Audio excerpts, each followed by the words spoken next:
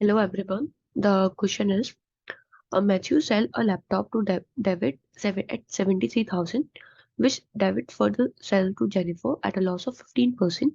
If Matthew or originally buys the laptop at double the price which Jennifer had paid David, find the ratio of the loss of Matthew and David.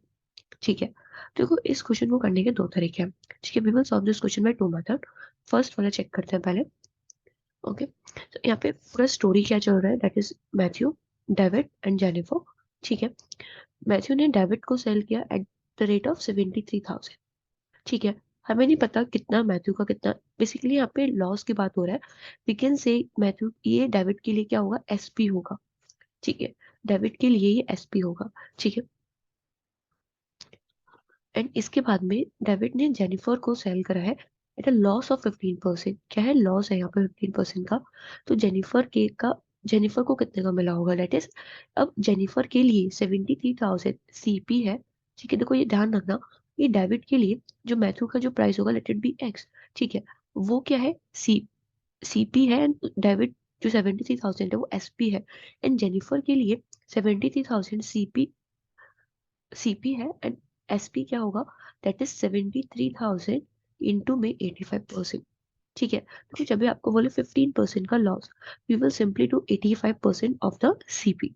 ठीक है, SP अगर find out करना है, अगर आपको बोले 10% का profit, सो आप क्या कर सकते हो, 110% निकाल सकते हो, किसका, सीपी का एसपी निकालने के लिए. ठीक है, अगर हम इसको सॉल्व करेंगे, we will get Jennifer amount as 62,050. ठीक है, इसके बाद में डेबिट का इज 73,000. ठीक है, एंड लॉस कितना है डेबिट के लिए, that is 73,000 minus 62,050, that will be one 10,950. ठीक है, दैट विल बी 10,950. ठीक है, अब इसके बाद में इसने बोला है, if Matthew originally buy the laptop at double the price which Jennifer had paid.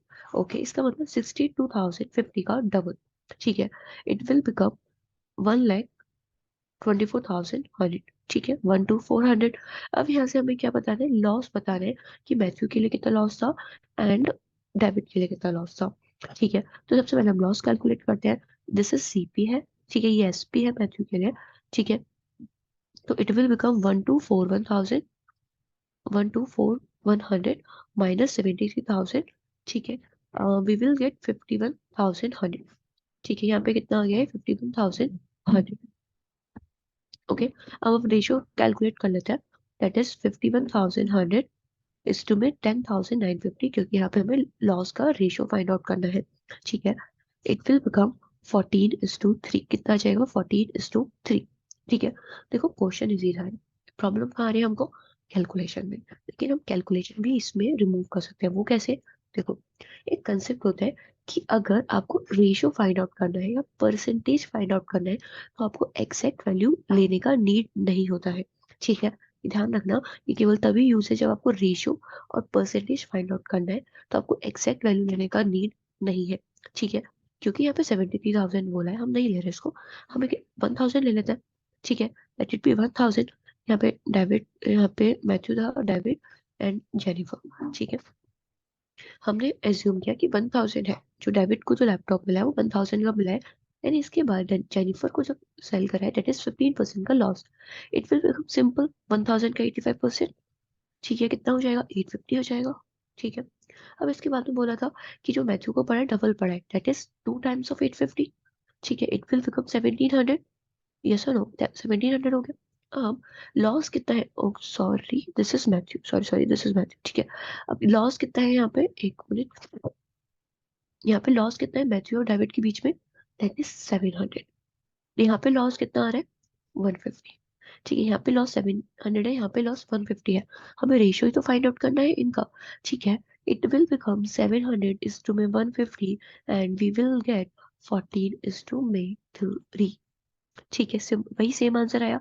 तो कितना इजी हो गया, with in 30 second you can solve this question. लेकिन किस कंसेप्ट क्या है यहाँ पे, जब भी हम कर सकते हैं जब रेशियो और परसेंटेज कुछ पूछा होता है. ठीक है, तो हम एग्जैक्ट वैल्यू नीड नहीं है लेने का. अगर 73,000 के प्लेस पे अगर वो 999 भी पूछता ना, तो भी आंसर सेम ही आके गए. ठीक है, तो आपको एक कंसेप्ट ध्यान रखना है, ये क्वेश्चन और इजी हो जाता है अगर आप इस कंसेप्ट से यूज करते हो, ठीक है। अदरवाइज अब कैलकुलेशन में ही टाइम लग जाएगा इसमें। अगर आप कैलकुलेशन वाले अप्रोच से जाओगे तो आपको 2 मिनट लगने वाले इस क्वेश्चन को सॉल्व करने के लिए, ठीक है। और उसमें कैलकुलेशन में मिस्टेक भी नहीं होना चाहिए कुछ, ठीक है। तो ये मेथड ज्यादा बेटर है, तो आपको यही फॉलो करना है एग्जाम टाइम में भी। I hope you understand both the ways and this concept also. Thank you.